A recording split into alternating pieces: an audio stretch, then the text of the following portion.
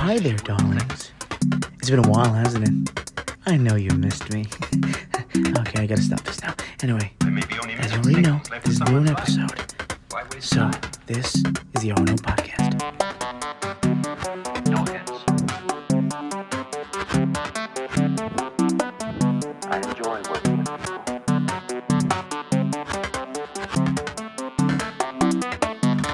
So you must listen carefully. You're safer here than anyplace else.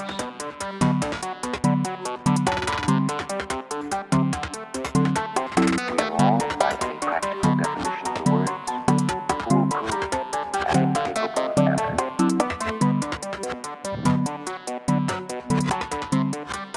Despite your enormous intellect, are you ever frustrated by your dependence on people to carry out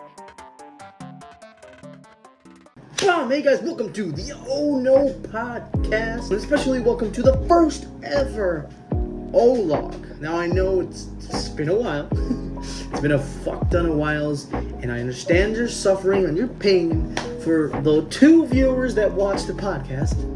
It's been a while, I get it. It's been a year and a half since we did this, and this keeps happening every year. You know, we get motivation and then we stop. It happens.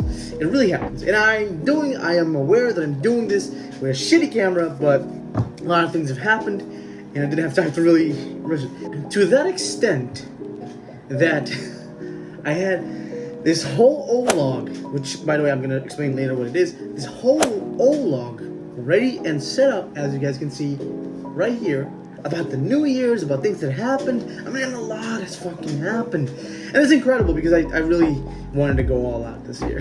But, you know, due to personal circumstances and a lot of fucked up things are happening with me mentally and all that. You know, you get it. You know, I'm not going to explain it too much because, you know, people don't care, essentially. The reason that I want to introduce this format right here is because it's been a while and I wanted to show you guys about what the O-Log is. Like I said before, the O-Log is essentially this whole fucking thing, right? Ramble about some weird fucking shit for 10 minutes. You know, it could be something trendy, it could be something fun, it could be something really serious, and sometimes it's just gonna be like this whole random thing. And keep in mind also, most of it's gonna be jokes. I'm just gonna be cracking jokes or something like that I feel about certain subjects. Don't get too butthurt because that's the fucking thing. Anyway, yeah, this is the O-Log. And I just wanted to make a short O-Log today. Well, I mean the first. This is not even the first short O-Log. This is just going to be the introduction to the O-Log.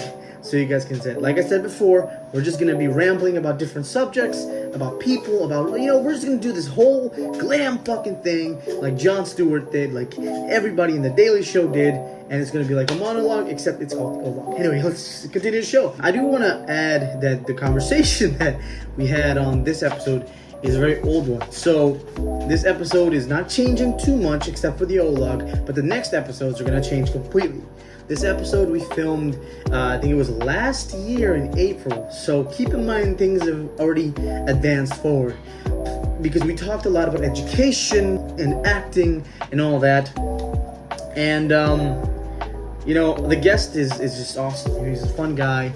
He's an amazing guy. And the topics that we covered were very detrimental to me. They were very important to me. And as of now, like by the time you watch the episode, we've already spoken. So we've already made projects together. We've already spoken about things that we want to do.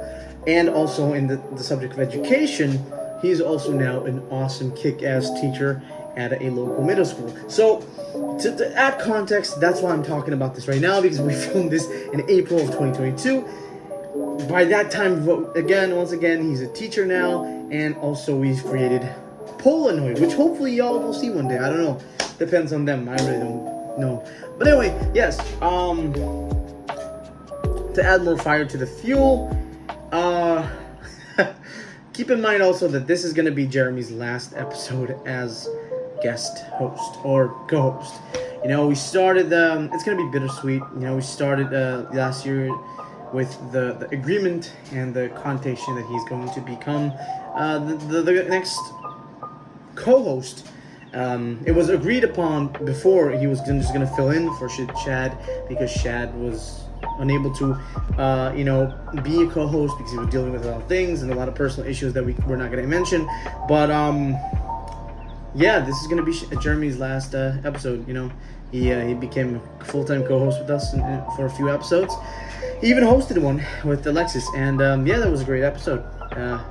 He's going to be missed. I don't think he's a creative mind, and we had a good chemistry to talk with. But as OH-N0 goes, once more, we lose another co-host.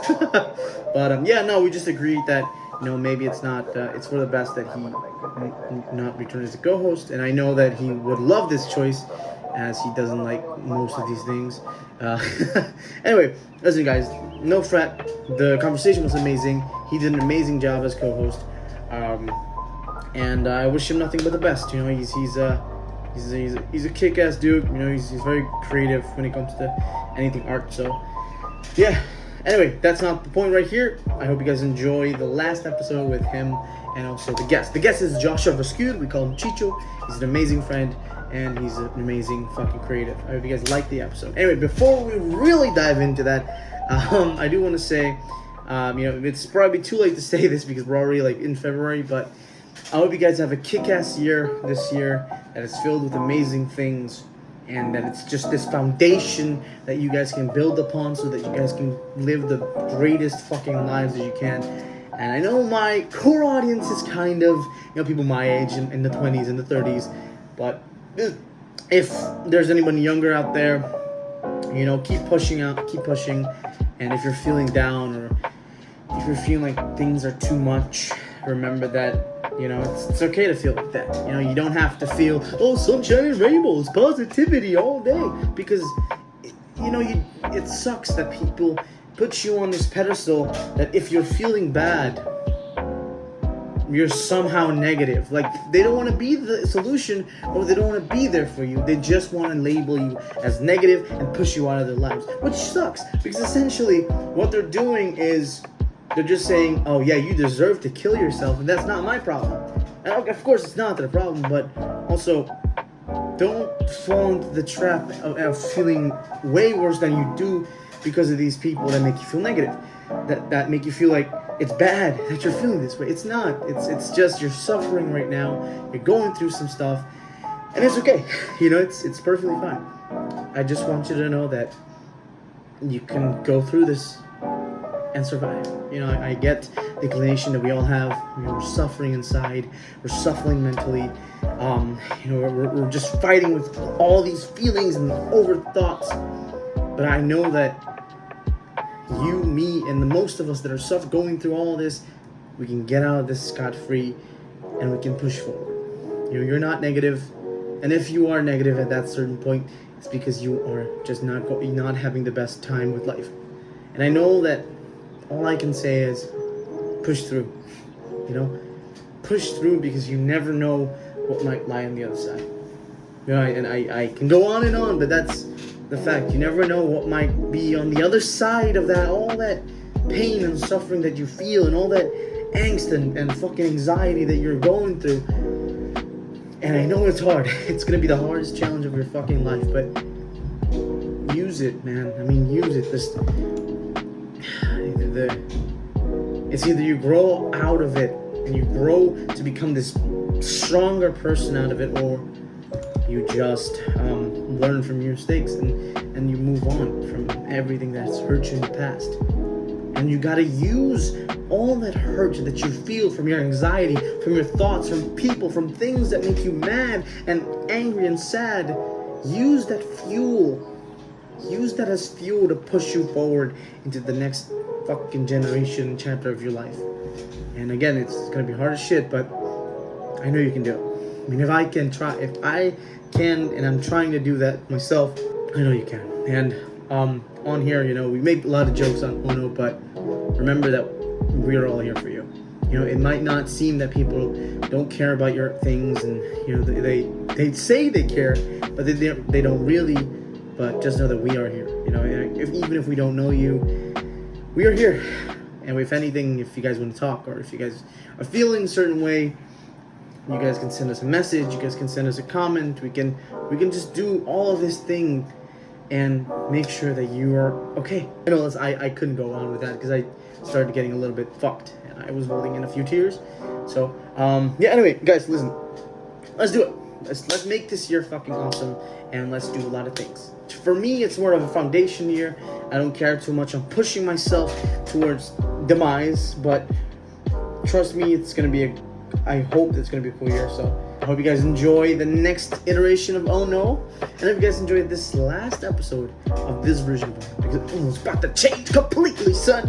And we got a lot of things in store. And I know I say that a lot, but this time I fucking mean it. Anyway, I mean it, motherfuckers. Yeah, to the 3 viewers that watch this, I know. Thank you guys for sticking by us, even though we are not the most consistent people. But I love you guys. And yeah, let me know what you guys think of this episode. Anyway, hope you get this is the episode with Joshua Verschuur, episode 50. Hope you guys like it. Peace. Ladies and gentlemen, welcome to the Oh No podcast, the podcast where Jeremy and I try to make a podcast and be consistent for months on end. Yep. On our script it says proceed with banter. So I guess this is where we fill that in. I think we're doing a good job so far. Yeah, we're doing a great job.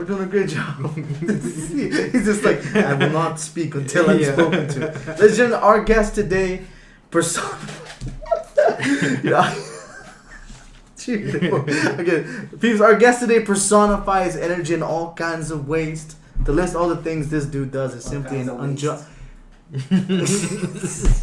Banter continues. The banter continues. Awesome. You have editor behind it. That's cool, man. It is. Ladies and gentlemen, I tried to do this intro. Ladies and gentlemen, the artist, the capital suave, energetic vibe, Mr. Chicho, Joshua Verschuur, ladies and gentlemen. Oh, thank you. We have a clap track and everything. Dude, how's it going, Chicho? That's nice. I'm doing great.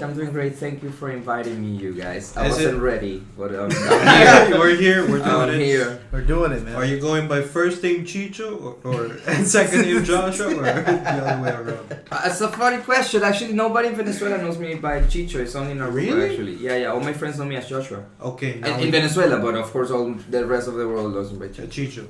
Yeah. Now we gotta ask you, how did that happen? Right? Yeah. There was a commercial in. There was this commercial about a beer. It was eso lo que se da por una regional light, and so there was a beer in Venezuela, and in the commercial there was these 3 characters, right? Sandra, Chicho, y Tanque, and there were these 3 friends that would do crazy stuff to get beer, and that's the premise of the commercials. They were great. Yeah. At the same time, I was already living in Aruba actually, Yeah. and I would go out always with my youngest brother and a mutual friend, girl. And Yeah. just happened we kind of also went crazy for Heineken. You know that EPI times when you drink outside in the parking lot kind of situation? Yeah, that happened. Habe.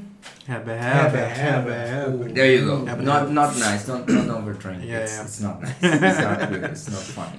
But yeah, so what's that? And then just happened that the Chicho character had curly hair. Just like me. Yeah. So it was like, I'm Chicho, my brother is Tanque, and the girl is Sandra, and that's it. And then we started calling ourselves like that. Yeah. Just like as nicknames and stuff. But some stuck, some others didn't. Like Yours definitely stuck. Oh. mine definitely stuck.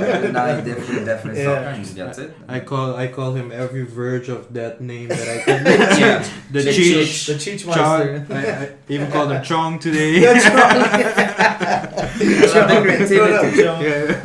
I was surprised Aruba has other Chichos though. Other Chichos. Really? Yeah, there was this Chicho Cock, this a musician. Chicho. Yeah, and I've heard the nickname in other people, and I was that's Oh, cool wow. because in Venezuela I never heard it until that commercial. Yeah. So That's pretty sick because you were also a musician as well. So yeah, 2 Chichos musicians, This is something, Small world. yeah, that's right. Yeah. That's true. Are we gonna get another Jeremy that fucking directs and writes and stuff like that? There probably is.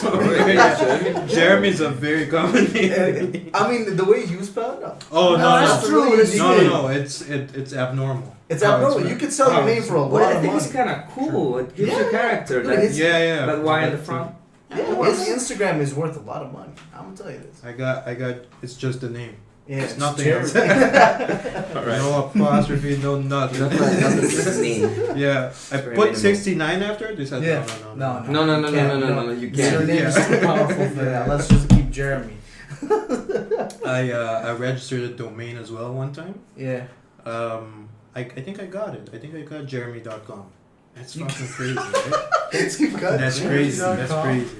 That's crazy. Is it still shit. there or you stopped No, paying? I stopped paying for it, so I lost it. I don't know if it's still on the market, but It's probably not gonna be on the market. Chicho goes and buys it afterwards. I go online. I wonder if anyone listens to this and goes like, I'm buying it. Yeah. And if they do, like, wow, do they admire you or they're really smart? Like, Or, They're out the piss them off. Shandy, I know what you're thinking.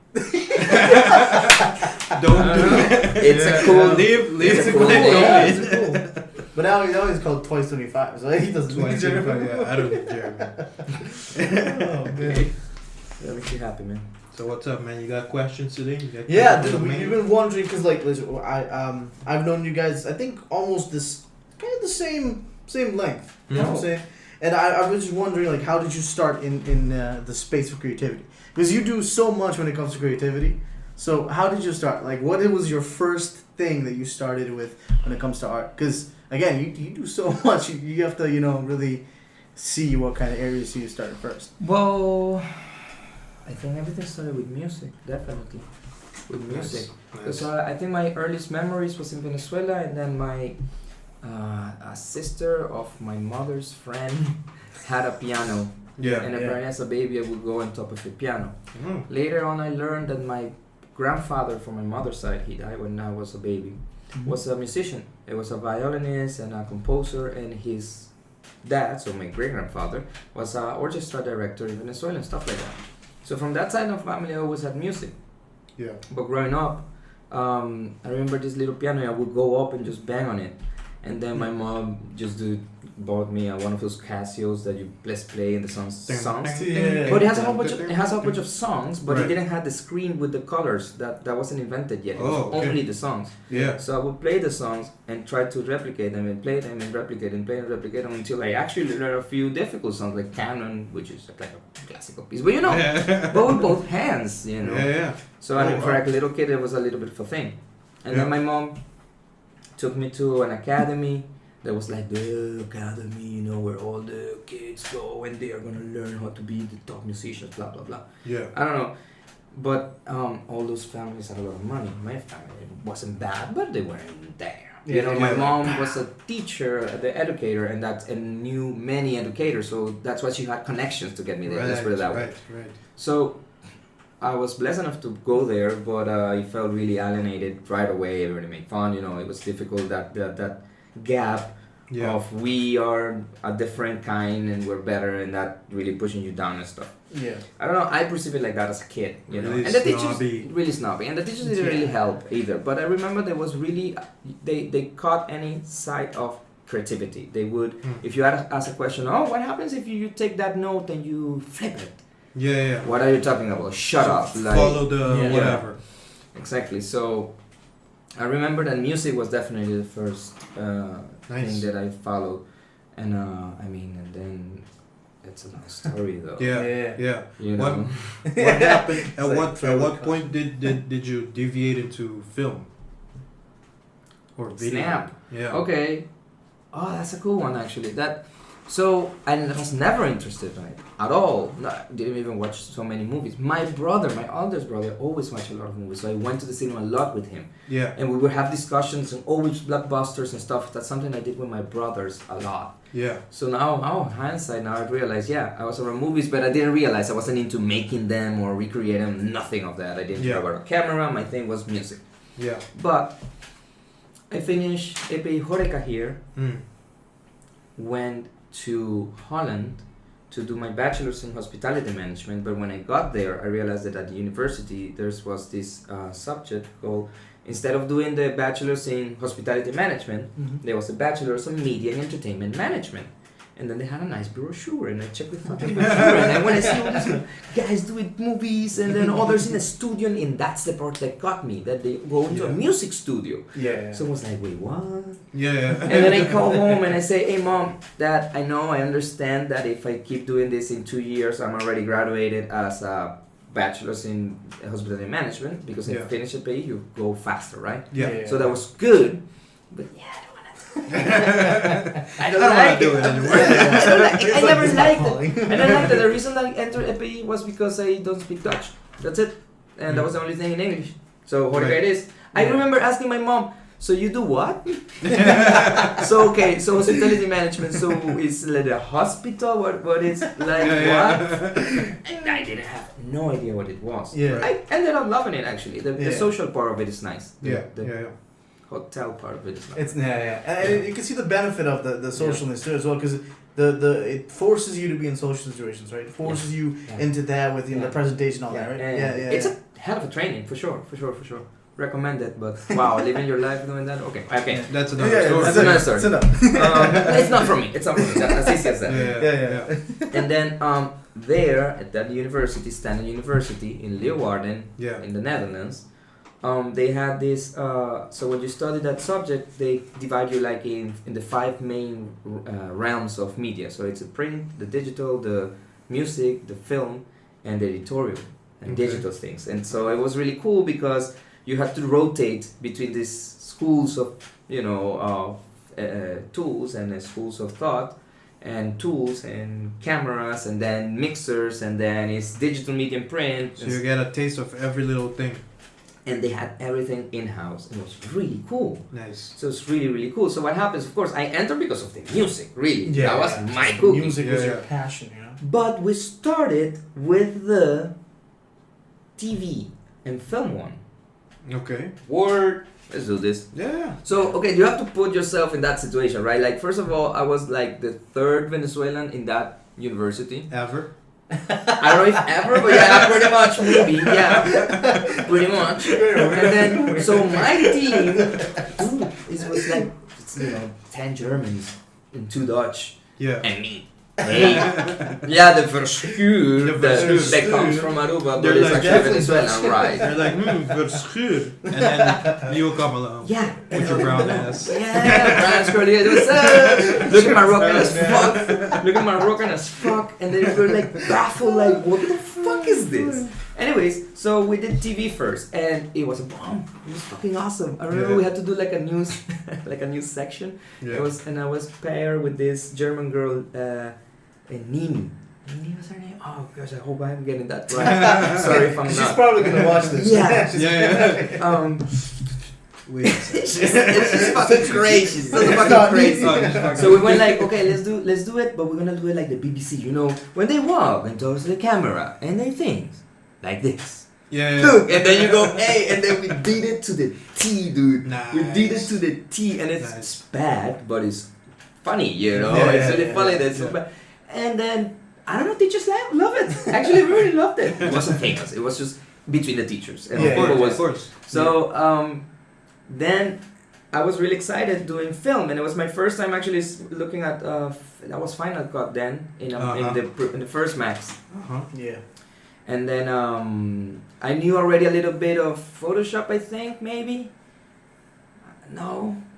A little bit. Yeah. No, I knew a lot of audio softwares already and plugins and stuff like that. So probably I saw or mangled with a touch a editor somewhere, there, but I didn't know anything. So then I learned a little bit there. Word was nice, and then because of my how I talk and the way that I communicate with people, the way it worked was that the first years were managed by the third years. And at the end of the semester, the third years were your managers, and they would choose who in the team will take which position in the final exam, which was a live broadcast, dude. Okay. Oh, Because wow. the school has a studio, a live studio with a control room and everything. And the cameras and everything. Nice. So everybody was divided in teams of production, and we needed to create an item. That's why the BBC item was 4.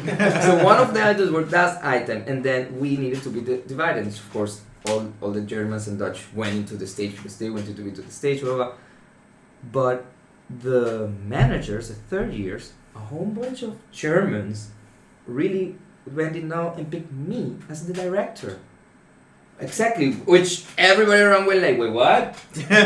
Him? Why? And like, yeah, man, because out of all of you, he gets it. Yeah, You know, yeah. they really were fair about it. Like, Yeah. you know, you have this park and you're fast, you know, and you're on your feet. And You have to you're- go like ready camera 1, go camera 1. Okay, steady camera 1, camera 2, give me a 2 shot. Yeah. You do. What are you doing? What camera 3?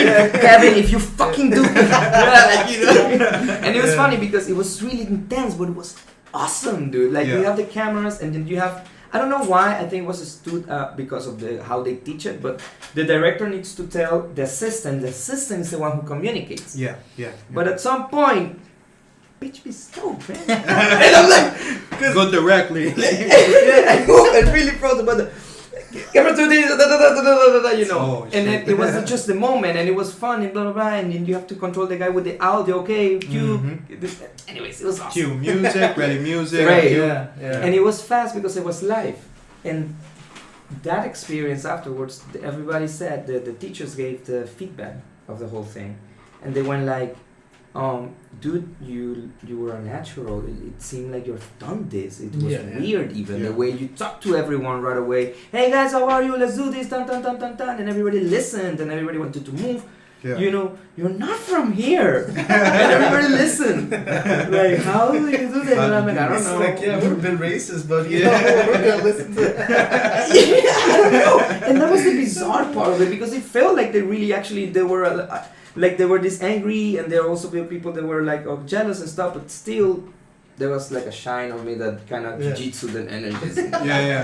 You know what? Whatever. Yeah. And after that, you're Get just that like, bad you know what? energy. This is my calling. I have to do this. No, well, it gave me the confidence to know that I can do it. And then my internship had to do with video, and then I started taking pictures too. And then coming back to Aruba is where I could find job. Yeah. You see? Yeah. Is where I Yeah. could find a It's job. like, So I was in push. Yeah. Let's put it that way. Yeah. In a way, because that's it. No, what are you gonna make money here, dude? Sorry, you take weddings. That's what you do. Pretty much. Pretty That's- much. that's You know, really bad. end of the story. I mean, okay. Anyways, but Yeah. I just needed to survive. You know, that's it. That's Yeah. pretty much it. And then Yeah. I did it, and now here we are. And then of Yeah, course, yeah. all those things I'm more in a video kind of guy. Honestly, not. But I love working with people, and I Yeah. love telling stories, and I love creating with people. So Yeah. naturally, the film industry It's very much like that. is that. Yeah, It's a big yeah. family It's, creating something, telling a story together. Yeah, You know, having yeah. fun while telling the story. Yeah. Yeah. It's beautiful. So I think it's more that really what calls me there. It's one of the most collaborative arts that I know. Like Yeah. there is no movie that gets made by one person. I Yeah, mean yeah, it no. can be, but it's That- not the movie that we know, you know? Yeah, Like, to make a movie, you have to really have good communication. Otherwise, Mhm. you're gonna end up with something like The Room. And The then- Room, I Yeah. have- Do you guys see? Oh, The Room. The Room is a cult classic, but yeah. after years, it became a cult classic. But they say when they were like on set, Mhm. it was so toxic. It was like very emasculating. The director was shit at his job. But then years later, it became a cult classic. Like yeah. it became a huge movie because of James Franco. He created a movie called The Disaster Artist. Okay. You seen that? No. Do you know the part that he says? He goes out of the room and then he says, "I did not hit her. It's bullshit. I did not hit her." Oh, hi, Mark. Did you know that? No. Tommy Wiseau, you don't know that? No, dude, no. Did you see? I think I'm like a movie nerdy. No, you're missing your bullets here. Ah, shit. My bad. I I'm was sorry. like, You should have do your research before to see if the reference was going to land. You I was see? like, shit. You know, I thought everybody was like, No, movie not nerd. really. Okay. Thankfully, like my wife is, she really likes, and then we've been watching Yeah. classics, so I've been catching up in lots of classic, and then I go like, duh. Oh, of course, Pulp Fiction is good. That is insane. Like, it's not- you know, then you watch Transformers, and of course you piss on it. You go Yeah, like, yeah. Yeah, You're just like, like, oh, what it's the all the fuck is facts. this? It's all Yeah, Yeah. but yeah, no. At the end, that was how I got to doing videos. And Yeah. stuff like that. Yeah. That's very much how it happens in Aruba. In most cases, it's Yeah. you know, there are people that love the, you know, the experience and the art, Mhm. but in general cases, it is about, you know, you fall in love with something, and then it's a question of survival more than it is, you know, the art. At most times, not all times, but it does happen a lot here. Yeah. You know. You know what art I'm trying to master? Like the idea that then you take that pain and you turn it into art. So that's Oh, survival. wow. That fighting every day Yeah. turn Turn it into into Turn art. into art. Yeah. I just want to do that. What do Yeah. you think? Well, you know, I think you know when they say you have to change your perspective and the way you think about things, it's kind of cheesy. But Yeah. it's a real exercise to when you have a first idea and say no, that's difficult because try to not say no, that's difficult because say no, yeah, this is possible because Right. positive or and anyways your brain starts doing this weird thing where it changes and then you start looking more positively or you start looking to more possibilities. You accept the negativities as a good thing. It's not a bad thing. So that good and bad thing is really Yeah. the whole tagging of putting that things are good and things are bad. Well, no, I think some things are beneficial either for you or for your environment or for others. I mean, bad. I mean, yeah, maybe if you die, that's bad, but maybe that's good for a whole bunch of others. You know. Yeah. You know, it's like there's no real. It's all these limits that we set of Yeah, society yeah, fucking pretty sets. much, Who the pretty fuck much. knows? Yeah. So I think like things like that, it has their place. Mhm. Like when it's, for instance, when we're talking about war, we're talking about big complex things. Mhm. You want to simplify it Yeah. because you don't want to go, well, technically the people from Russia, they're not all bad, and it's the Putin and that. Yeah. So to simplify, you go like Russia bad, Russia bad. Ukraine yeah, good, Ukraine. right? Yeah. But in the Yeah. day-to-day things, you can go like, well, it's not. There's not really. It depends. It's perspective. Yeah, this perspective, because you have to think, you know, they talk about a lot about gratitude, but I Yeah. think gratitude often goes into another bowl rather than, you know, reflection. Like you have to reflect on what is good in your life, Mm. and then you have to look at the negatives. Well, I'm not gonna say the negatives will outweigh the positives, but the positives, if you look at it from, I don't know, like a much more brighter perspective, you will see, you will like kind of be more boastful about what you do or how you live your life, you know, because mostly the negativity kind of, you know, it punches you like Punches you the hell out of you. yeah. you know the thing. I think also as a society we have to grow some balls Yeah, pretty much. and also get some more powerful female energy. We you know I say balls and female energy because we need both, but the strong part because. Yeah, dude, we are gonna be punched. That is life. It goes up and down. It's a pulse, you know. So I think also there's a lot of part of media and in the messaging that we are putting out there that is either everything has to be good and bad things are never there. But that's BS. Yeah. That's Yeah, complete BS. It's Yeah. not there. You have to accept that bad things are there. Yeah. You know, it's both parts are important. Yeah. It's not really about. You can't have one without the other. No, If there's man. no bad, there's no good. There's no good. There's no. No, you know, back to the yin yang, all this bullshit. We're always talking about it. Always, but it's difficult It's the yin to yang put shit. it. Yeah, it's literally the yin. It's difficult to put it into context. You see, a lot of Yeah. people just tattoo this shit and they go like, oh, okay, a little bit of that, a little bit of that. But what But does yeah, it really yeah. fucking mean, Mean, man? yeah, Like, yeah, how do you yeah. apply that to your life? And it's Yeah. very profound if you think about it. Yeah. So back to actually the question: how do you see art in the suffering? Well, okay, look. For instance, I think like today, Today I had to change a tire when I needed to look for my child before I look for my wife. Like a very one of those days that are complicated. Mhm. Yeah. I could have been stressed, but you know what I do now? I know I will solve it. I'm Yeah. completely convinced that I'll solve it. So I'm looking forward to the end of the day to say I did it. Yeah. So yeah. I see it like a challenge now. It's like I'm Yeah. playing Sonic, and I Right, know I'm right. super Yeah, good yeah. at Sonic. Yeah. I just want to pass the whole map. And yeah, a whole bunch of stuff where, dragons with 5 heads, sure. Explosive double car, okay. You know, so I go through life now like that. I'm sorry, man. Well, Yeah. Like, I'm driving and somebody hits me. Sure. Of course it happens. Yeah, Yeah, of yeah. course. And you know, because am I gonna get angry at that person? That person is No, probably yeah. having a terrible day as well, a whole bunch of demons inside. I don't know, man. It's just random. Life is also random. I can Yeah. die at any moment. So Oh yeah. Definitely. I don't really put. That's what I'm getting at. It's not saying that I'm completely woke and now I'm just woke and here. Look at me. Yeah. Bullshit. No. But I see that something that helps you keep this bright and this, this thing that you describe here in red, right? Yeah. The energetic Yeah. vibes and stuff Yes. has to do with that. Yeah. With always trusting that you can go forward and you have this brightness and it's worthy to be here Yeah. and to yeah. be shared and to be with people and do cool shit with cool people Yeah, man. because that's cool. That is cool. Yeah. Speaking of cool stuff, man. I hear you're getting into education. Because you started with music. Jeremy just said that so cool. I love the delivery. Come on, continue, please. Because you started with music, Yeah. and you told us the story of how you went into film and how you kind of got into that realm and how now you're in that industry. Mm-hmm. But now I remember you told us that you are getting more into education work. Definitely. Yeah. What are you doing? Oh, well, so right now I'm finishing a PDG course, which is a special course that you get at FEPA, Fundación Educación FEPA is the- Parubiano. Is the No. It's what no, that place that used to educate a lot of courses for Arubas for people, Educación para Empleo. Enseñanza para Empleo. It got bought by a teacher and a group of people, and they organized this organization called FEPA. Oh, And they're giving courses and they're accredited. And one of these courses is this PDG, Yeah. which allows you to be certified as a teacher. Here in Aruba, if you want to work in the schooling system of Aruba Yeah. with the government specifically. You don't necessarily need this if you want to do workshops or stuff like that.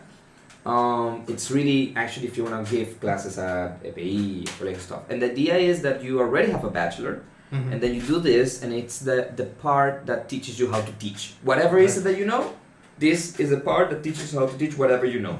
Yeah. So I'm finishing that right now Mm-hmm. because my idea was to leave the whole marketing world and the production world Yeah.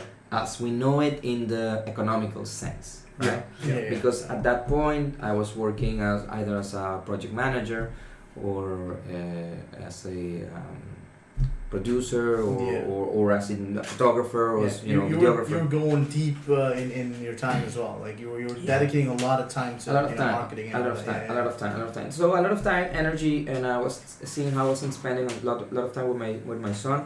That's very important for me.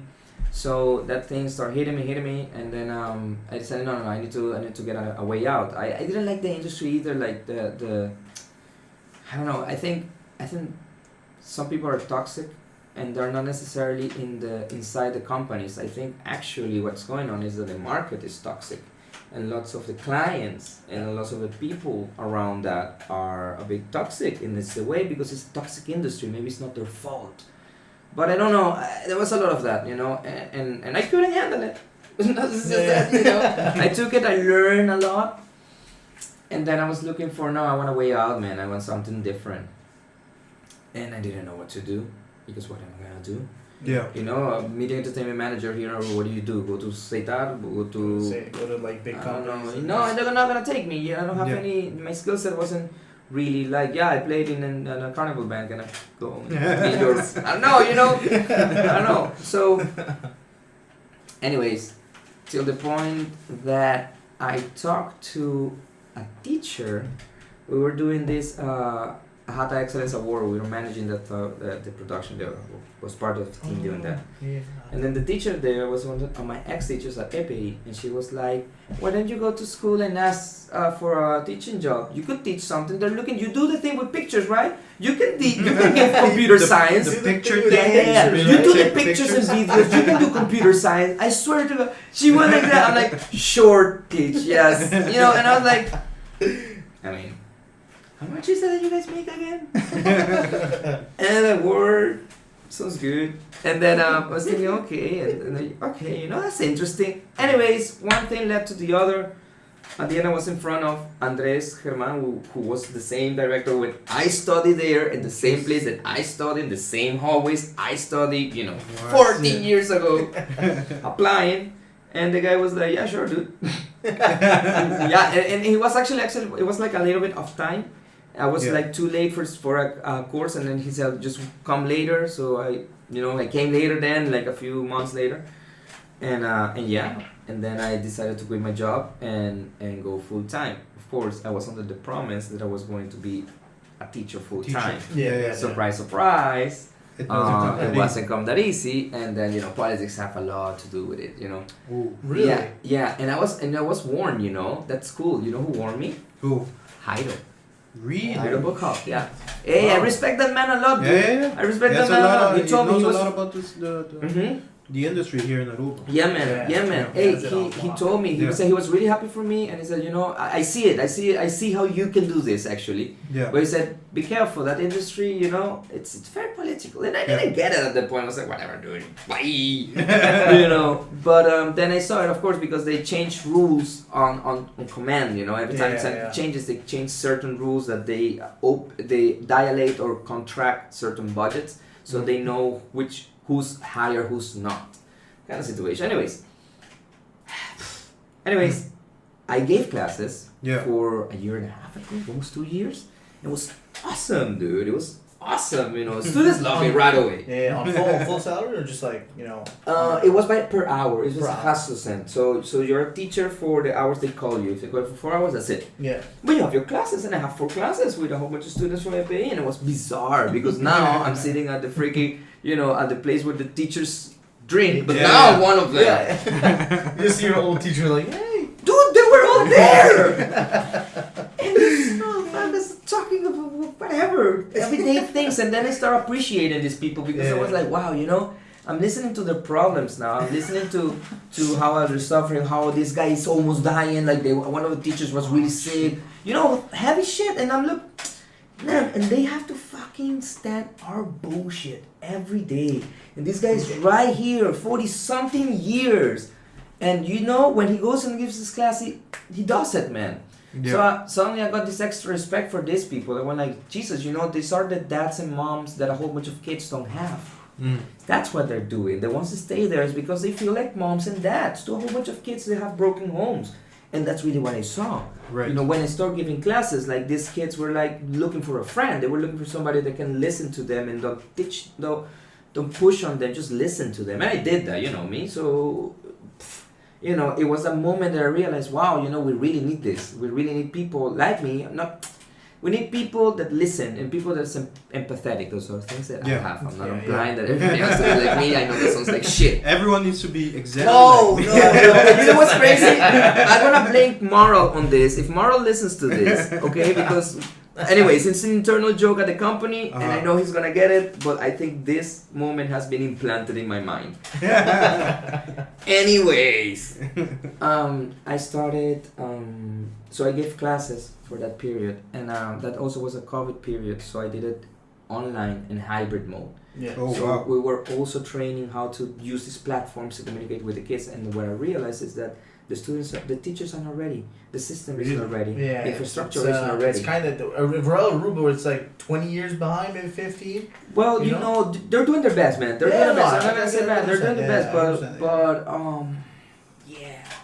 yeah, pretty much. And it's understandable that it's difficult for a lot of people to get with the times because the gap is so big. Right. There's Yeah, technologies that I don't understand, and I'm in this industry. You really need to be on it. Yeah. Technology changes so fast. It's bizarre. It's frustrating. It's exponential now. It's exponential. Yeah. Oh, Lord. So it's troublesome, man. Yeah, but that's where you come in as well. Like you coming from the world of creativity and marketing, you can open up a new level of thinking for these teachers. Like let's say for example you come in with a different mindset for them because you're open minded. You listen to what the kids want, their creativity. You don't limit what they want to create or what they think. Then one of the people with the board of directors or anything can say, hey, we can ask for a bigger budget or something that we can what would you say, modernize the school, and then go into like a separate world. Because I don't know, does AP have like an art wing or like whatchamacallit? Like an art department. Yeah, because I know they have PE for some reason. Yeah. Because when you study like like economics, you gotta Yes. run for some fucking Yes. reason. But do they have like an art section in AP? Because I don't know. Well, so it's not an art section, and I know what you're saying right now is something that I've been dreaming while I was Yeah, working there. yeah. But yes, they have different sectors, and one of the sectors is electro and technology. And they have this sector where they used to do things with wood and metal. I think they still do. I haven't seen them.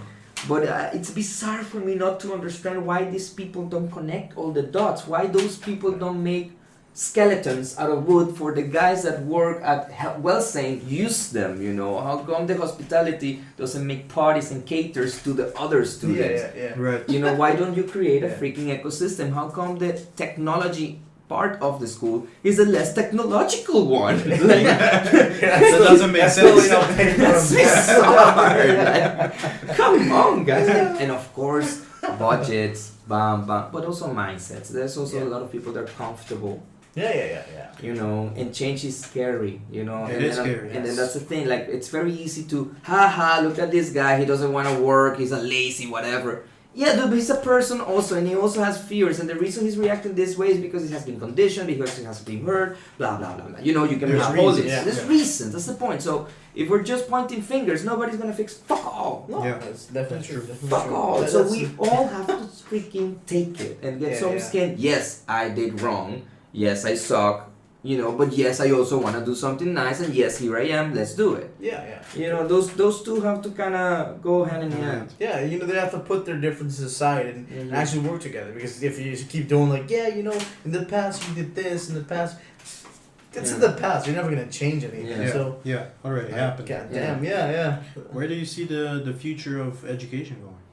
Well, right now I see that, you know, I see what my son is watching and what other kids are watching and what they're consuming, and then it's a very difficult kind of and fast kind of media. So we really need to think education will go more into something that looks more like a family or more like a Will it be like more Like a modernized as family. well? Yeah, definitely, but it's not only about technology, dude. It's not only we've been doing the same thing but fancier thing, you know, paper tablets, now fancier tablets, Fancy. you know. Yeah, But It's essentially the same thing. It's writing. It's Right. Writing Right, on paper than writing on tablets, but Right. it's the same It's the old. same It's the thing. same Yeah. old concept. And I Yeah, don't yeah. think that's no more. I think it's gonna morph into something more inclusive, something more like a holistic approach to how to human 101. Yeah. Yeah. You know, pretty much that's how to human 101. How to Yeah. take this individual and give him all the tools to develop whatever set of skills that person has in whatever set of fucking genetic or whatever it is that he has Yeah. in whatever environment that he's being provided.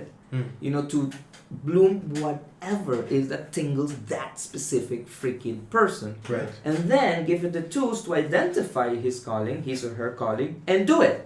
Yeah. If we can Yeah. do that successfully for every single child, we're done. Because, you know, you have a complete, fulfilled human that is emotionally stable, probably is going to be physically stable, and it's going to be mentally stable. So you can go do whatever the fuck you want to do. If he wants to be he wants to own freaking garbage trucks, he will be the best fucking garbage truck picker ever. Ever. Yeah. Right? Don't Yeah. we see that? Don't we Yeah. have a whole bunch of TikToks of guys that work Yeah, regular yeah. ass work, but with a smiling epic, and everybody goes like, "Oh my They god, dance. it's so fucking Yeah, but epic!" you know what's funny? They do quit their jobs. They do They- quit- when they Eventually, get like when when they Hey. get famous. yeah, they right? just quit their You job. see? And it's like, I fucking hate this job. But think about that. Think about that. Possibly we all can be that starting something. The problem is when we are idolizing, we always go like, "Oh my god, more of you! I want more of you." Yeah, yeah, and the yeah. other goes like, "More of me, more of me." Yeah. And then that's the focus. It's not really about what it means, what it does. You know, what it really means is that a person is loving what he's doing. That's Yeah. it. Yeah, of course it's amazing, but you know, don't build a statue about it. It should empower you. Now, what do you think of the same thing that you were kind of saying about, you know, finding that thing that fulfills you? What do you think about the recent kind of rise of TikTok and Aruba? Because before, TikTok was very big and changed people's lives everywhere on earth, right? But I think due to COVID, it started changing locals' lives, because now a lot of locals have a lot of followers, they have a lot of things, and they're doing different things that are not their job anymore. Mm-hmm. Like, I know this one barber dude that he started, you know, doing his thing on TikTok. He blew the fuck up and now he's cutting hair for like famous people, and he's local, and he's doing all this stuff because of TikTok. So what do you think of that? The recent rise. No, that is really powerful, man. Honestly, I'm not in TikTok. I have a TikTok, but I don't use it. Yeah. I do consume the ones in Insta stories, Reels, which I know yeah, they're Reels, kind of yeah, similar, yeah. right? Yeah. But I love the power that these tools have. I think that's very important. But Yeah. once again, like it should be always understood that we all can do that. Yeah. You know, and really give that power that okay, if he can do it, we can also do it, and keep that positive vibe going on. I think that's Yeah, awesome. yeah. It's a tool of communication, you know. Yeah, it brings you together with a community of Mhm. you. Like you create your own little family that it can get toxic. It can get really toxic. Like the Britney Spears fans and Justin You know- Bieber's fans, but it like makes you happy that if let's say for example your personal life, right? You have people that make you feel sad. You have a lot of things are happening with you. When you have a community, you can just post something about it, and all of a sudden you have this influx of love. You have this influx of real people loving you for what you do, that makes you feel not entitled or bad. It makes you feel good because that other fuck that makes you feel bad. You see? This like one person against like 10 people that love you. I like that. I kind of like that concept.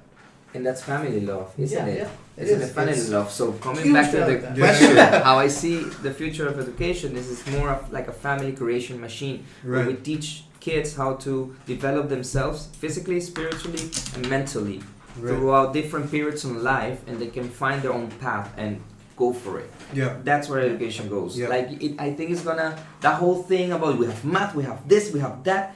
It's gonna expand a little bit. I think, man, technology right now is bizarre. Minecraft is fucking awesome. I'm yeah. giving classes with Minecraft, and it's just freaking off the chain, son. Off the chain. It's so fun. I mean, yeah, man. It reminds me of the first day I went to school abroad. Mhm. So I started filmmaking, and the first thing they taught us is like everything you're gonna learn here is gonna be valueless unless you know how to network. So you're gonna go to this school, you're gonna learn a whole lot of skills, but at the end of the day, the skills is not gonna get you where you want to be. Yeah. It's learning how to network with people. Wow. Yeah. And I remember like going, what the fuck? I just want to. I just want to make a movie. I bro. want to be the best at this. No, I'm just Yeah. gonna. It's like having that, that maestro mentality. It's like that, you want to be the best at the Yeah, guitar, yeah, and you think, oh, if you're whoever, you're the best. You will just get recognized. Yeah. People will just go like, he's the best, of course, Right, and yeah, stuff like that. But right. that's very much untrue. It's to an extent too, because like there's a small percentage of that happening. Like it happened Yeah. to the Pulp Fiction guy, Tarantino? Tarantino. He's a maestro at what he does, Yeah. but he was overlooked. He was like he wanted to be an actor. Yeah. They said fuck you. He wanted to be good writer and director. They said fuck you, and then he just came up with I don't remember his first film, but when he came up with that, all the networking and all that, he just said fuck it. I don't need to compromise myself in order to have these networks of people that will never fulfill me. Right. And then he's one of the greatest living directors that we have right now. That's true. Have you realized that the role of the rebel, how important the role of the rebel? Yeah. Good. Right, and Yeah, how yeah. much society and systems like to put the rebel as a bad thing all the time. Yeah, But they always innovate. They all there's a word for it. Today I heard it on a podcast. It's not what's- this one, is it? Disruptor. There it is. Oh, disruptor. Disruptor. Yeah. Someone Disrupt. that says Yeah. fuck you to the status quo and just keeps going in a way that not a lot of people do it. Right. I fucking love disruptors Yeah. because Yeah. they jump outside the box. When somebody tells you like, no, you have to do a certain way, you have to go suck some dick a certain way, you say fuck that. certain Okay. A certain way. Other people are like, yeah, let me just note And that that was down. really soon to go there, so I wasn't expecting it now. But okay, cool. So it's not even Yeah, about it's- if sucking dick or not. No, it's no, like it's- how you do it. It's how you do It's it. not about how hard you Wow. suck dick. It's about how hard you damn skin. you get what I'm saying, right? Sure. Like, oh man, people we're gonna get a field day with this man. No, it's fun. Is it's he fun. gay? No, but it, That's not even relevant, dude. no. Just I had to throw it out there. You know? Yeah, I get it. I get it. It's Yeah, fine. yeah. It's fine. It's fine. But disruptors, you know, it's funny because Mark Zuckerberg used to be a disruptor. Yeah, yeah. Facebook used to be the disruptive company that came in and boom, And fucking just- ended MySpace and did Yeah. all this and changed the whole way. It was Yeah, awesome, yeah, it was yeah. cool. And now Facebook is the status quo. It's a status quo. Yeah. But you know what I liked about Mark? Mark was smart enough to put people that would elevate the company for him.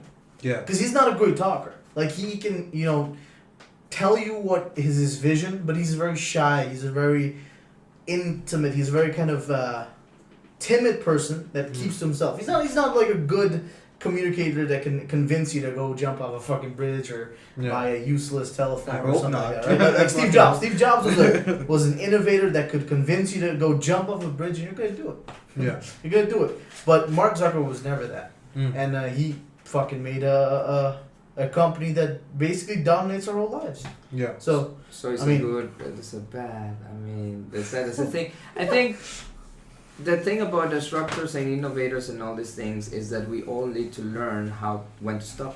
yeah, And that's the difficult part. That is Once you have that ball rolling, usually you want more.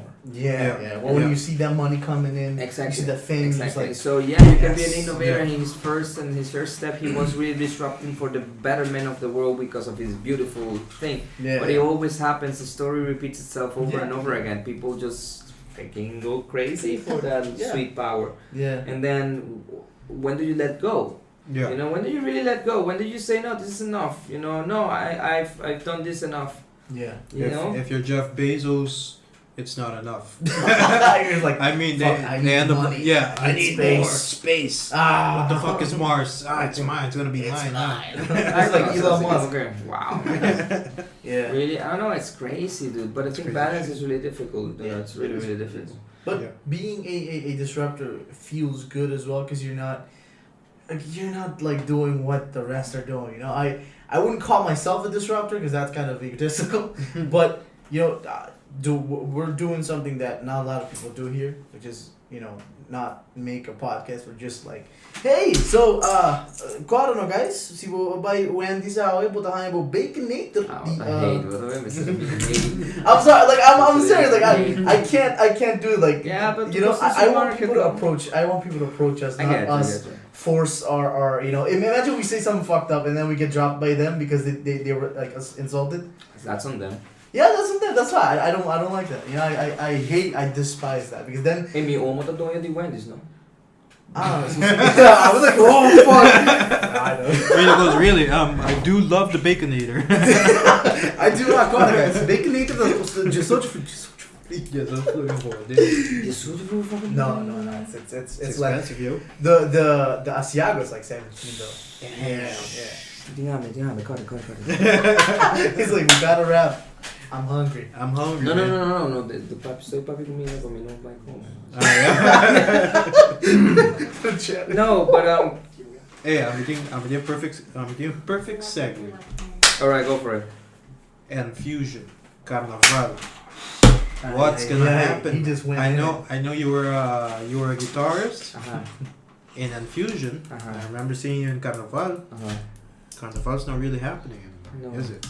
Do you know anything? Do you know if it's gonna happen next year? I heard it's gonna happen in July. No, it's canceled. Yes, No, it's yeah. canceled. There's people that are gonna do them for themselves, but the parade is just gonna end up being the same as always. Like it's gonna be in February, March. Yeah, that's a bummer to hear. I know. But Yeah. Well, gives you enough time to you know, save money. You know. like I miss it. Yeah. Yeah. It was fun.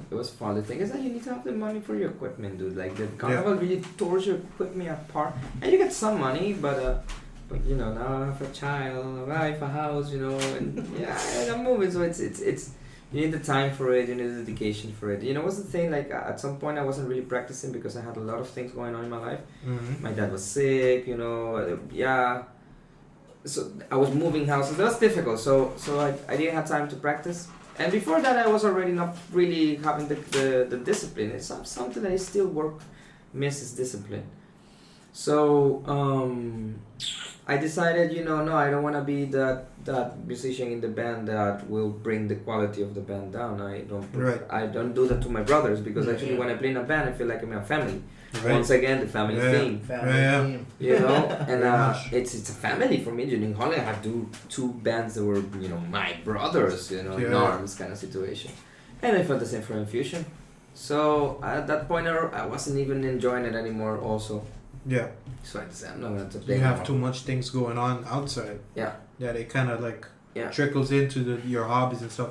Yeah, that's a good time to like separate those two things. Yeah. And then I'm happy I did, because now in hindsight I think, I still miss it, I still love it, but I'm saving a lot of time. I'm putting that time into other things, Yes. like education, like training myself, like being with my child, like if I'm working, I'm making more money. It's like for my hour, it's more. And the thing of driving back home Friday after everybody's drunk, scary, dude. It's actually scary, and there's a lot of pressure. You're around a lot of people that are drunk. It's difficult, I'm shy actually. I'm not like when I'm on the stage, I dance and but I like people looking in people's eyes, and people will try to look at you and stuff, and I'm a bit shy about that. And sometimes people are drunk and they're trying to be too much on you, and I'm polite, like I kind of like I never like to think that people think that I am no, dude, like that pisses me off, because I don't like that. And then but I'm so polite, so it's very awkward. So anyways, looking back at it, I was like, no, I'm good. I did it for the years that I wanted. It was awesome. I enjoyed it so much. It was a dream, actually. When I was a child, I remember seeing the carnival bands. I was seeing Jude Extreme and it seems so much fun. Tsunami. MBO. Being up there with the high on stage. Yeah. It's like And then just like tuning into like the old songs, the Chino. Oh, yeah. Was it? It was. Yeah, man. And when you're there, the thing is the power. And when you're playing with your band, that's so cool. When your band really like syncs up and everybody's going like, it's like this marching thing. It's awesome. Yeah. And it's also cool when you are in the back and you just dancing with the people, and then we all move together. It's this power. And it's really cool because you are tired as fuck. Yeah. I don't know how they drink, honestly. I don't get it. I wouldn't do it. I never drank. It was water, dude. Water. Just like, hydrating my eyes. Like, what the fuck? How are the fingers afterwards? Or you with the pick or whatever? No, like this finger, I had cut hairs, and this, feel this, dude. Where? The Guys. callos, like, That's all from like, Carnival. Well, it's for playing, but you really gets you there. You have pain here in your legs and your lower back because it's heavy guitar, and you have the pack, and then you have the in-ears, and the in-ears freaking pump the music high in your ears, so afterwards you're like, huh? You don't sleep, so it's a lot. Yeah, But it's awesome. It's awesome. It's awesome. But no, I don't think I will play again. If they ask me to, I would check if I have the taste and I have the time to train the thing, I would do it. Yeah. Because for me, then my brothers still like really in any moment if they say anything, I will go for them. Yeah. In that sense, if I have the time and if it really makes sense for me, it's not like I'm gonna drop things to do it. That's the thing, you see? Exactly. If it happens, it happens. If it happens, it happens. Yeah. But a dream of mine would be to make my own group, though. But it would do completely different. Our own band. Would it be experimental? Would it be what kind of band? Totally experimental. No. It would be party. It would freaking party. Carnival party. No. So it's party. Everybody's gonna dance their fucking ass off the whole thing, and I would do it more like Cirque du Soleil. It would be like a show on the road with music and everything, craziness, and an MC and. Would it be for Carnival? Yeah. Crazy that I would just and I would do something completely different, like really an experience. That'd be so cool. Dude. That would be. Of course, it would be so cool. Of course, it would be so cool. I know it would be. Who do I have to pitch? I'm kidding. Whatever. That's recorded. Uploaded. I'm fucked now. You should pitch this. Wendy's. Bacon. Nah, but a group that would be sick as well. That'd be sick. If I reach where I want to reach in life, and by that time when you're 50 and I'm probably like 40, maybe 45, I don't know. I'm just saying, if by that time you're just like, yeah, I'm gonna start right now, and if I made it, I'm on bankroll. Yeah, I'm on bankroll. You're gonna backroll? Yeah. That's cool, man. That's like, again, 50, 40, 45. I think that's possible. He's probably like 85, you know what I'm saying? Jeremy's like 85. and Yeah. he's back, We have this inside joke because I'm a bit older. I'm like ages old, I'm like I'm almost retiring. Yeah, we mean a friend of That's ours. hilarious. I can imagine it gets everybody all the time. We treat it like when we talk about stoicism and philosophy, Right. usually we mention that the first person that Jesus had conversations with is a guy called Jeremiah, right? And then we think about the Proverbs and we think, They have a one look at me. Okay, I Jeremiah. met Jesus, man. he met Jesus. Joshua, apparently it's like another way of saying Joshua, which is the Jewish name of Jesus. So I met you before. Jesus right Oh here. yeah, there you You go. got Jesus right here. I ladies and fucking gentlemen. knew it. I This fucking podcast, knew I knew you from right? somewhere. That's why we have a heavenly presence in here. The podcast is not with Joshua Verschuur. It's with Jesus. And now we have Mr. French over here, Jean-Milo. Shit, yeah. Jean. It's Belgium. Oh, it's Belgium. Oh, There's a But is Belgian artist called something Jean-Milo. Okay, but that's definitely French influence. It is. You got it. Exacto, sabe? Não precisa falar Belgium com Jean-Milo.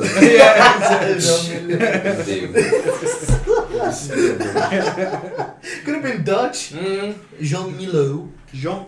Nee. Yeah, nee, Jean-Milo. Nee, They don't say Jean. They don't say Jean. Hey, when I lived in Holland, they said Mhm. Jean-Milo. Or Jean-Milo. Yeah. Ja, oh, bom. Een premie. With the bill, yeah. Meio pavo. Mr. Jean-Milo. Hey, what's gonna So happen should I when you... slap someone now? Yeah, exactly. Oh! Too soon? That's good. Yeah, we're probably gonna have somebody. Have any other questions for me, sir? I mean, what period of time are we? Where are we at, Roshan? 56 minutes. 56 minutes. Oh already? man, it depends on you. We can keep going with questions, or we can do some other stuff. But this is what the podcast is about. Oh, the was it just talking that you Yeah, talking just- like just one vibing. game or something? We've funny reached- at no point. It's just talking. No, it could be It's just anything for me really. to know because I really don't know the We've format. reached a 2-hour podcast once. Really? You remember? Yeah. We, Was it? with me it was for oh god. We reached... This is happening, Guys, guys. we reached the point of the degeneracy. podcast. We reached the degeneracy moment. There's a glass right there. Oh, but I can't do it. I can't do it though. He has to take blood, so Yeah, I have to take blood tomorrow. Can't do morning. that. Oh, sorry to the producer and his friend. We don't have any ice, so Oh my god, this is gonna be horrible. guest drinks. Tito. The guest Yeah, what's drinks. Do you have any toast for somebody? No. Let's do something fun. Let's do rock, paper, scissors really fast. All right. And the one who loses, shots it. All right. Let's go. Rock paper scissors. Rock paper scissors. Aye. There we go. Tito's. Tito's. I don't know who is the sponsor of Tito's, but you know Tito's. what I'm saying. It's handmade. Who is? Oh, it's handmade by who? By who? I don't know. It Tito? says here. Apparently, Tito handmade vodka. Wait, let me see. That would be nice. I mean, I have to go Gluten-free, there and there's a dude called gluten-free. Tito, you know, and Yeah, Tito's yeah, there doing yeah. shit. This is propaganda, no What's up, paganda. Tito? It's in the bucket, bro. Just give me the vodka, brother. your bucket. Tito, this is from Texas. Tito, Oh, the person that. He wouldn't sound like that. No, you would be turning like this. You Ooh, would like sound on me. like. Oh, Listen, what? the distributor of Tito's. If you're listening to this, and you're probably not, sponsor us. Here you go. Anyways, It's is it on been the good, show? man. Is it? You have the space. You can say anything. Yeah. No, if you wanna, it's literally the casual. Like now, I made it like a little bit more structured. But usually, just like our conversation that we have, we can talk shit. We can, ask deep questions that we already did, And we just have, usually we did, like, I created a few segments, which we don't have to go into that, but What are the segments? Mean? these are like, especially this one right here is one that we want to, start with. It's called the community section, which is Okay, a what's way it about? for us to kind of critique something and also say their opinion on it and something. But this is something that is new, so I don't think you guys know of it. I told you before that we started recording. I do know about this. Yeah. Yeah, you know Yeah. about the board. Mm-hmm. Yeah, You showed me it. yeah, because you can see Aruba on it, and then that's why it has the Yeah. different things. I'm like, fuck, man, that's an interesting one to choose. And what about the trivia? Oh yeah, this one we can do it, but you already That's it. you already You already finished read it. I'm probably gonna fail anyways. I mean, you saw the answers. I know, Milo. Man, I have a hard time with External tests. I have a hard External time thought. with tests. So, It's more of a memory game, isn't it? Yeah, it's more, Okay. like he saw the answer. He was like, "Yo, what?" Which Shit. country? Okay, here we go. Let me start. I'll mix it up. See if that'll confuse you. What country is responsible for creating the Olympic Games? Greece. Yes. He said that without a question. Question number 2. Whom wrote the Aruban national anthem? Rufo Weber. Uh-huh. Pablo del Caribe. Okay. Espadolampe. Yeah. And the Hoy guy. Robert? No. Almost. Wait. Rupert? Almost. Very close. It's not an R though. But who? He said, "Boy." I mean, Yeah. that's close. That's pretty close. Boy. Boy. There it is. Hubert Boy. You. Okay.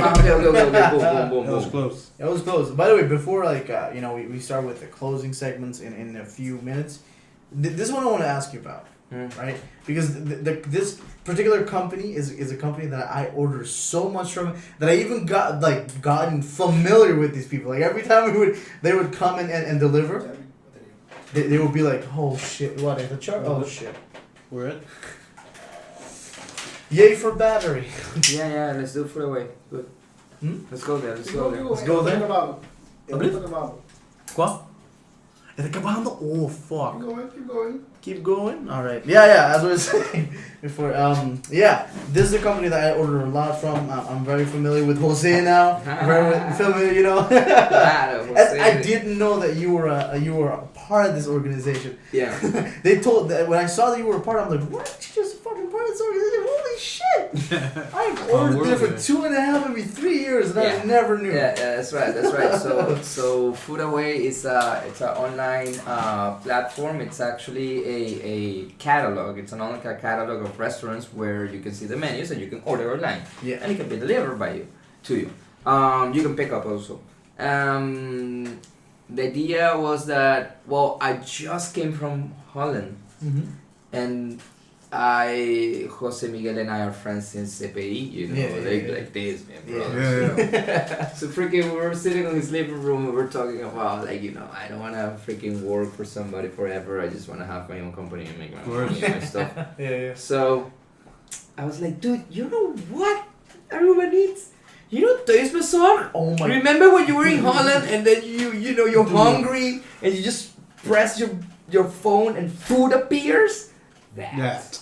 But Yep. it's literally like the colors, everything. Okay, this is the thing. Yeah. So when we started, of course, that concept of Thuisbezorg is in other parts of the world as well already. Yeah. But back then, Thuisbezorg actually was one of the first ones, if I'm not mistaken. Yeah.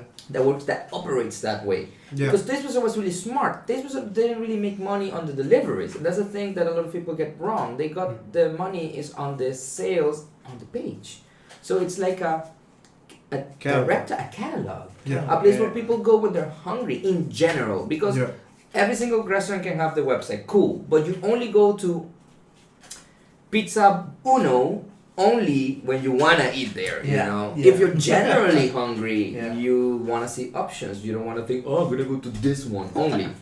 Right? So that's where the magic of Thuisbezorg came in, because you can go to one place, see every single menu, and whatever, and I'm here already, I order, and they bring it, right? Yeah. So,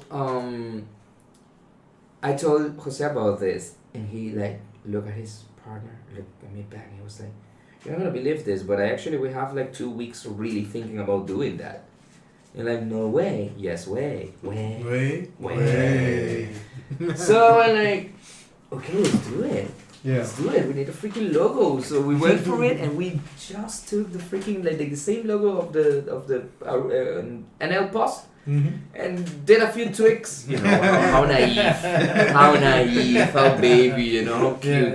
And we went to roll with it. We were like, let's do this shit, you know. And he went behind it, like really, like honestly, like I'm in the company, but I'm more of a spectator mode. Let's put it okay. Like, really, the heart and soul of this operation is Jose Miguel, Evelyn.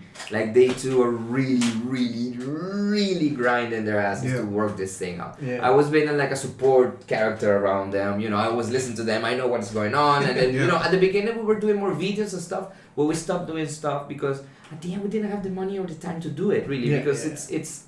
You know, it's not as people think it is. You know, it's a lot of work to keep it going. It's not like money is pouring in just because of the size of the island. As simple as that. You know, I have 110.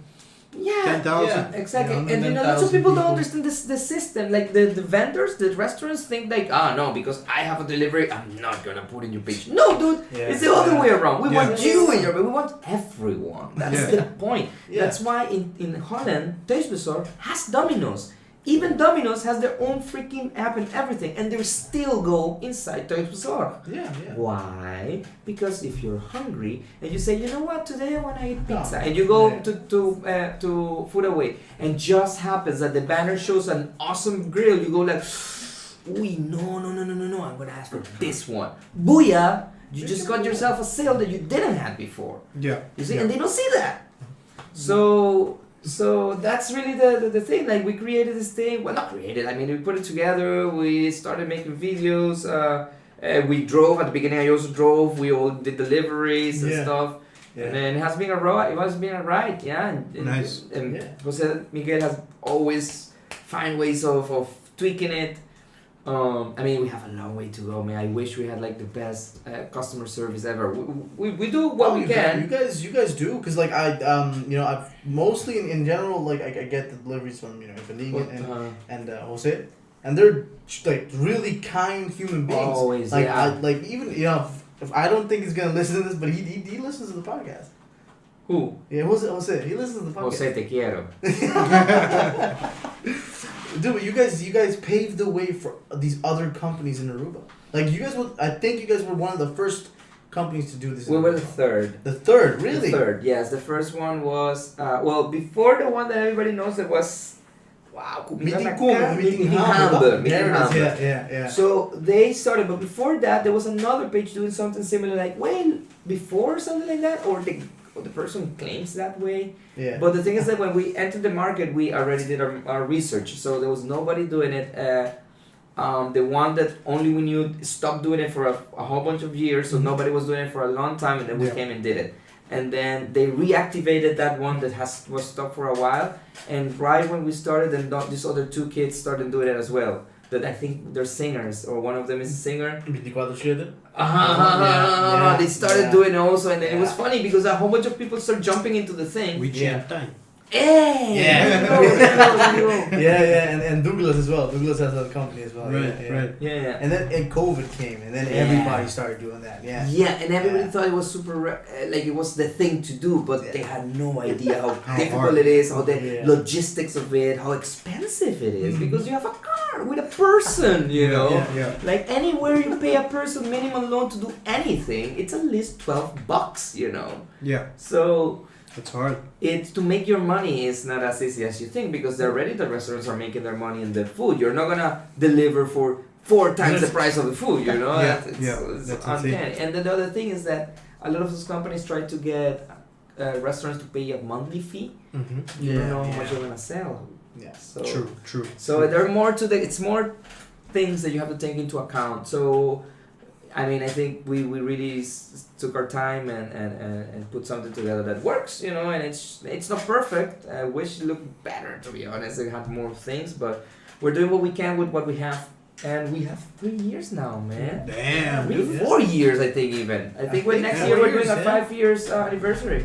Yeah, Nice. dude. Nice, eh? That's pretty cool. Really cool. Yeah, it's I really love cool. that website. I would love to have a rebranding. I would love to have that if they like rebrand videos. Like we have so many ideas, dude. That's crazy. We have come up with so many ideas, but really, we all have our like that's their job. Like Evelyn. Well, although Jose and Evelyn has day jobs, you know. Yeah. Really? So they actually work. It's That's great. that grind. Holy It's a shit. grind, dude. It's a God grind. damn. It's a grind. It's a grind. You know, a lot of people like to go into this podcast and say, I'm a successful entrepreneur.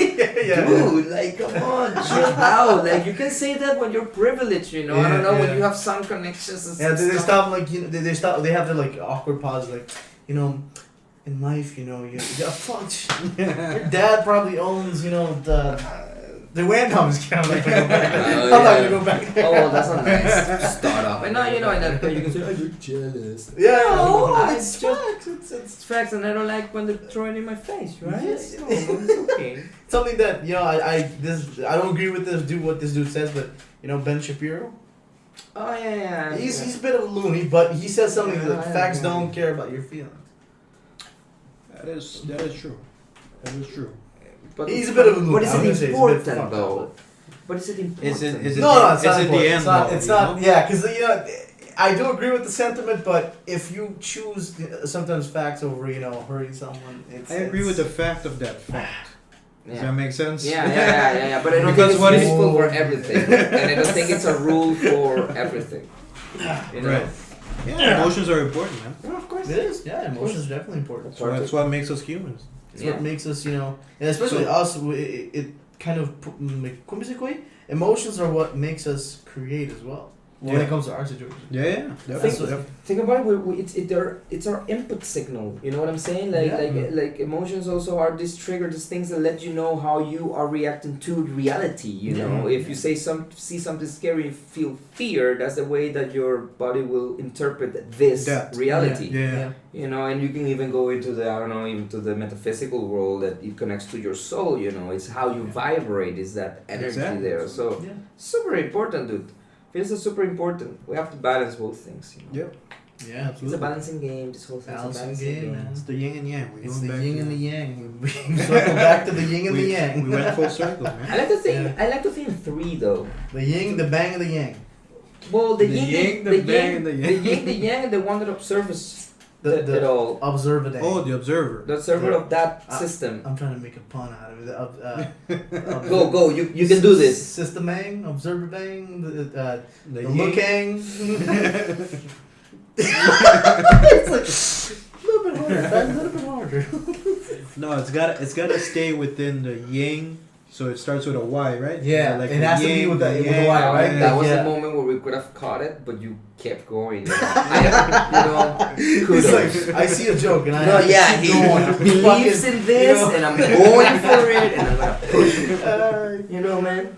I'm a pusher, man. Respect. I'm a pusher. I respect that shit. Respect. So food away. So if you wanna deliver, if you want food to deliver, just food. Food. Let's We go to away. food. Dash away. Yeah. Com. Look, there's good food. shit. Great Dash delivery. away. Great customer service. Better than I wanted to say when did they get it, bro. I'm not gonna go back. Hey, there. no, chill. Let the bones when it's in the speech, I guess. Yeah, no, that's good. You guys should definitely follow that page, because I think it's the customer service is great. The website works fucking. And we're gonna update it because it's nice, but I still think it's a bit difficult. We're gonna update it, and it's gonna look nicer now. And the app also, finally. Yeah. Yeah, it's difficult to do these Yeah, things, yeah. dude. Oh man. Yeah. Let's see here, but fuck. Let's what hour is it right now? It's like an hour and 5 minutes. 12, Damn, I was so off. Is it 12? 13. The time, like. No, that's Oh. no, the hour. Oh. See, when a conversation flows like water, the hour just goes. You know. Yeah. Wow. Yeah. Sounds like Ben Shapiro, man. This has been the Ono podcast. no. But before we let you go, we do have to mention the project that we all worked together on. Where I kind of met you guys. I met you before because of Glenn, but then on this project is where we all kind of really, sat together and just was creative, because this was a fucking hard fucking thing, because we had to be creative for 48 fucking hours. Oh yeah, my god, yeah. That was awesome. Yeah, the Perplexed. Yeah. That was I mean, awesome. that project was the project that pushed me back into movies. Because if it wasn't for that project, I would have stopped thinking about acting, writing, anything, and I would just gone and become like a regular citizen. Oh, that's beautiful. You see the power of these industries in creating those moments of inspiration, huh? Yeah. That was awesome. That was a great experience. Man, it I was so think. fun. It was stressful, but it was so fun. But it was a cool kind Yeah, of stress. the vibe was overall positive. It was fun. You know, usually you would have if the vibe was off, you would feel it, and you were like, ah, fuck no. Mm-hmm. But the vibe was fucking awesome. You know, going there at 5, barely Hell yeah. slept. It was just oh. It's like all the tables. Yeah. No, but we had an awesome synergy. I mean, the whole team was doing awesome. Nati was doing her Oh my power. God. I mean, Ronnie. Yeah. You know, we had a freaking chicken, dude. We had a a chicken. chicken. A live chicken. A live chicken. We had a guy Yo. that brought chickens to the set. You know, when we told him, like, I remember that was Johnny De La Rosa. Yeah. Like, he Yeah, was yeah. a writer. You Yeah. know, he's the one who wrote the script for Libre de Pecado, which is Yeah. the other movie that Ronnie Totel directed. Yeah. One of his Yeah. first ones, you know. And I remember we told him to do this system for the water, to do the water scene. It And goes he like did that. it. And then You Oh, ask my him, God, can you the make fucking water. a rain system? A raining system? He's like, of course I can do it. Dude, he did it. What the It fuck? was off the hook. And, then he do you came- have by chance chicken? He goes. Yeah, he goes. chicken? Oh yeah, I can get it. Yeah. I got a He chicken. suggested it. He was the one who brought it up. Oh, he he was the brought one it who up? was like, yo también tengo una gallina. Because remember that the object was an egg? Yeah. And we were all like, nah, come on. Nah, like, we're not gonna get the chicken. you know, but then he kind of kept going like, no, I have a do chicken. have chickens. I can't bring chickens. But if Bleh. I mean, man, and he was. I have so much respect man. for him as an actor, because I would have Yeah. flinched if that fucker went like this. That the chicken went, I would be like. I would have fucking crapped my pants. I would not have. He just can't. If they just What kept are like you? this. Chicken? That's just been the podcast.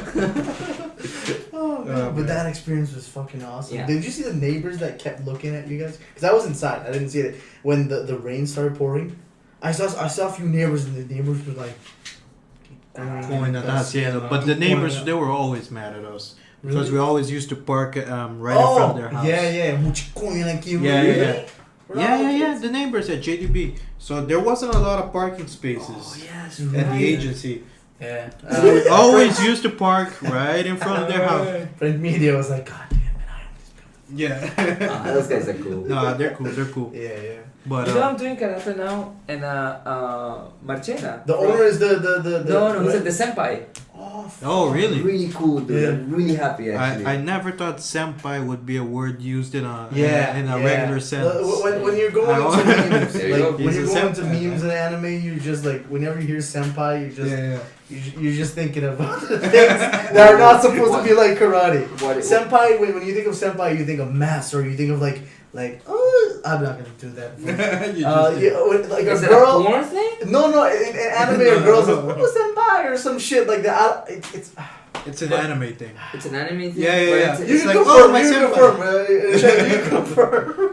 Okay. You're my senpai. Wait, we can. It's always ironically said. Yeah. It's always ironically said. Yeah. Wait, let me just wait. It's never unironically said, if- which is what you just did. If you search for it, you're never gonna find something like karate. You're gonna find fucking let me see, senpai. Look. Look at it.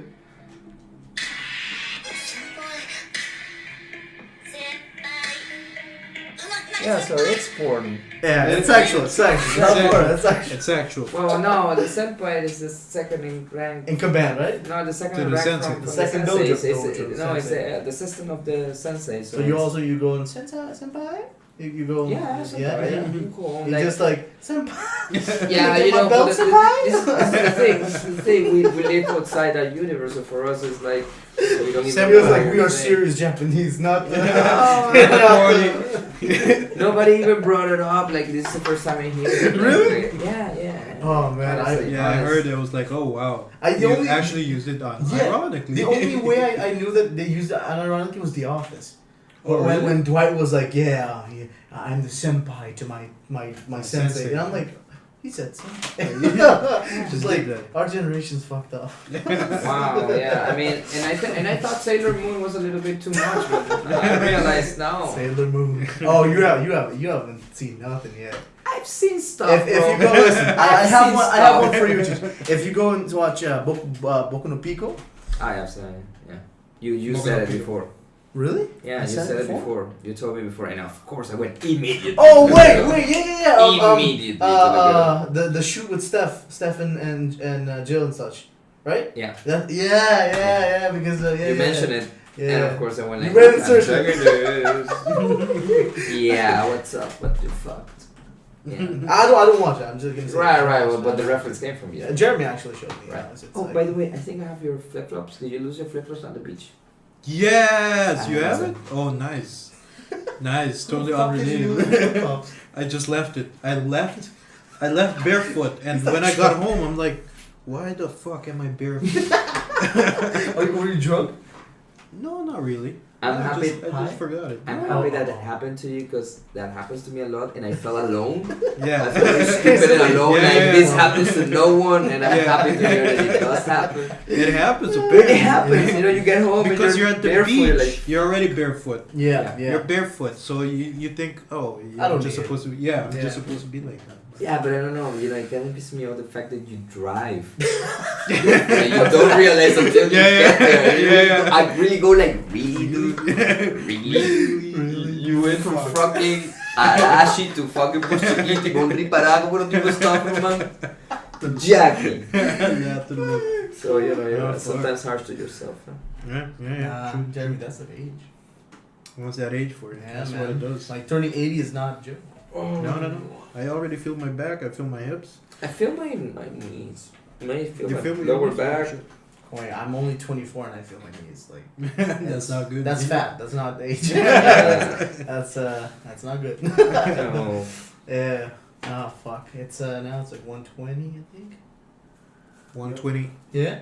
Yeah, man. Yeah. let's Well, call I think we reached that the pinnacle because this was a good podcast. I think this was a very flowy. Yeah, man. You know, you guys you asked a lot of interesting questions, which is Oh, thank you, fucking dope, man. And yeah, you answered correctly. you answered your questions. With Yeah, it was a more test. It little- was stack shot. You passed, You yeah. passed, man. You answered with more than yes or no. Yeah, Thanks, you passed. man. Yeah. Because Thanks, some people man. like no. Anyway, Did you have people like that? No. No, not really. You see? There was a person though that was very like, it's very that was not a good podcast. Oh man. Yeah, you shouldn't mention which one. I don't No, know I'm which not gonna. one. I'm not Oh, gonna yeah. mention. I'm not gonna mention that person. Not even in my life anymore. Fuck it, I'm not gonna even mention that person. All right. But yeah, man, Cheech, thank you. Thanks so much for taking the time to come on this Hell yeah. No this problem, this This adventure. yeah Yeah. this casual Yeah. conversation. Very casual conversation. Thank you guys for putting me here and bringing me. That was Yeah, awesome. man, and we're proud to have you on as the first podcast for you. You know. Yeah, that's cool. That's cool. Yeah. Yeah. Hell yeah. we're breaking the barriers down. You know when Breaking the Cheech like reaches that pinnacle of Cheechness, he just remembers like I was on the podcast. I was on the I podcast. was Yeah. on the Ono podcast. You know what I want to win? You know the golden calf? Ah, the Golden Calf. Yeah. That's the equivalent of this shit. Yeah. You know why? Because like in Venezuela you call a baby cow un becerro, right? That's it, yeah. But we use that as an like as an insult kind of thing. Oh And shit. it's really like Say, you're- becerro, like hey, you're really dumb, like Yeah, you know, yeah. because you're a baby cow. And when I Yeah. heard that there's a little prize which is a baby cow, and it's called the golden calf, and calf means becerro, letterlook is the golden becerro, Yeah. el becerro de oro. Yeah. I laugh so hard. I was like so funny. Yeah. You know, so I wish, you know, as the first Venezuelan winning that one. It's Oh, maybe un becerro. becerro de oro. Goals, man. Goals. Just like the Dutch are clapping and everybody in Venezuela is like. You guys. Que becerro. Que becerro. No, but thank you guys. It's No problem, man. Yeah, man, it was a Enjoy good it. conversation. So, Chill. as we reach the pinnacle, you guys can find Cheech. Where can they find you, man? The street. The streets. You heard it. It's just, You heard when it. this goes international, I already know. The streets. I don't know, man. You're gonna find driving them. around only, you know. At Mangel Alto at the beach, you'll find me for sure.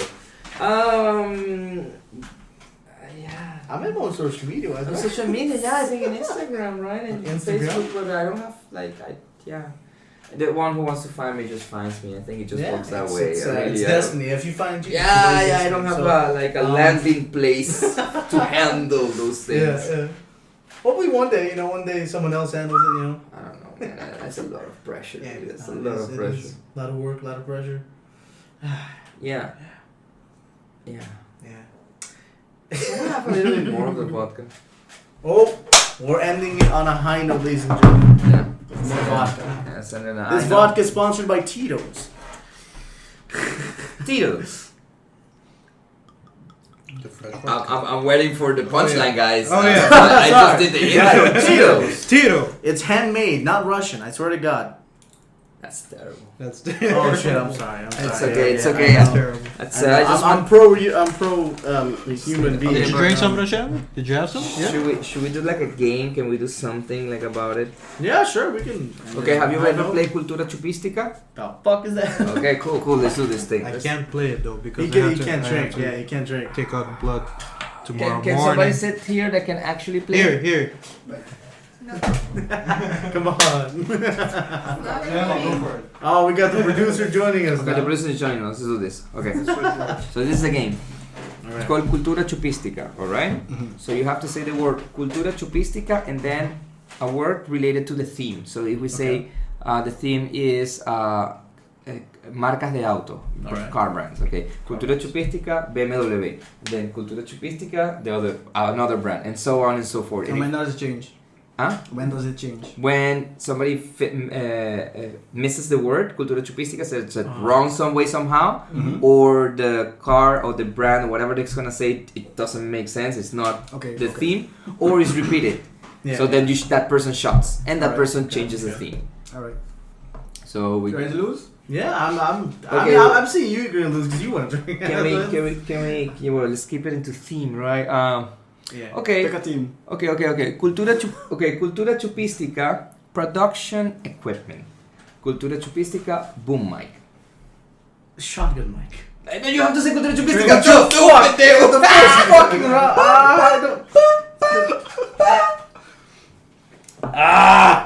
Well, you guys want to do another round? It's like 135. Oh, now you're paying attention to the timing. Don't worry. I haven't touched vodka in fucking a month. That's it. No. That's so long. You terrible person. Okay, you choose a theme now. Alright, what is it again? Cultura Chupistica. Cultura Chupistica Down. Wrestlers. Oh Say shit. your name. John Cena. You have to start with Cultura Chupistica. Cultura Chupistica John Cena. Cultura Chupistica Stone Cold. Cultura Chupistica. Danger Racer. Is that? No, Wasn't it? Jonathan, I'm sorry, brother. I forgot the name. That's Harley Race. Damn, I was close. Danger Racer. Okay, do we do one more round? Yeah. Alright, Do fuck one it. more. Wait, before we do that, let me just do this for a second. Oh! Wait, let me see if I can fit everybody in here. Let's see here. Ooh. Oh, I think Alright. Oh. Shit. You get the way what the fuck is this gonna be? Jimmy, the only Gotta make it tough, Shanley. No, I'm going to say it. Okay, you have to air show. No, I'm Oh, okay, alright. Okay. Cultura Chupistica, sex toys. Fuck. Cultura Chupistica, anal beads. Cultura Chupistica vibrator. Cultura Chupistica Dick Pump. Cultura Chupistica, butt plug. You know, it's not fair because we used to work at a sex. Okay, Cultura Chupistica, the Vagina Nader 3000. Doesn't exist. It exists. Doesn't exist. It exists. Doesn't exist. Okay, we're gonna go with that shit. And if it doesn't exist, you go double fucking shot. It doesn't exist. Okay, take your shot. Fucking shit. Who works in a sex shop? Alright. Alright, we ended on a high note. That's it. That's it. Fuck! Cheech, thank you so much for coming on the show, dude. That's really nice. Guys, this has been the OH-N0 podcast. This has been a great episode. I'll see you guys on the flip side. Peace.